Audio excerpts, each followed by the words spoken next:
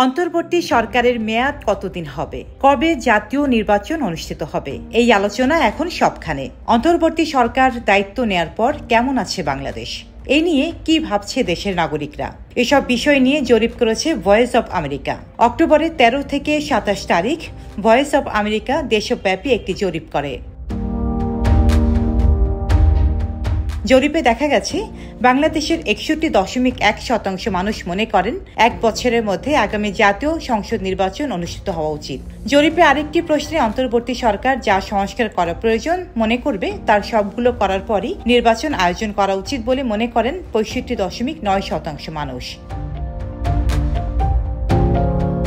এছাড়া 18.7% লোক চান 2 থেকে 3 বছরের মধ্যে নির্বাচন, আর 8.6% নির্বাচন চান 18 মাসের মধ্যে।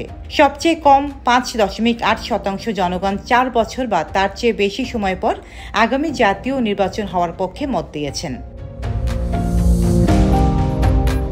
সুনির্দিষ্ট প্রশ্নমালার উপর ভিত্তি করে কম্পিউটার অ্যাসিস্টেড টেলিফোন ইন্টারভিউং এর মাধ্যমে দেশের 8টি বিভাগে 18 বছর বা এর চেয়ে বেশি বয়সী 1000 মানুষের মধ্যে জরিপটি পরিচালিত হয়।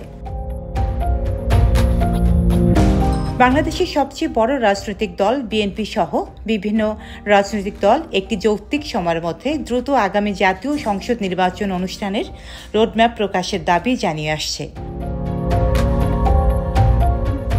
অন্তর্বর্তী সরকারের পক্ষ থেকে এখনও নির্বাচনের ব্যাপারে কোনো রোডম্যাপ ঘোষণা করা হয়নি। তাদের বক্তব্য, একটি গণতান্ত্রিক রাষ্ট্র গঠনের জন্য প্রয়োজনীয় সংস্কারগুলো করার পরই আগামী জাতীয় নির্বাচন অনুষ্ঠিত হবে। অন্তর্বর্তী সরকারের প্রায়োরিটি সংস্কার। ডেস্ক রিপোর্ট, সাম্প্রতিক দেশকাল।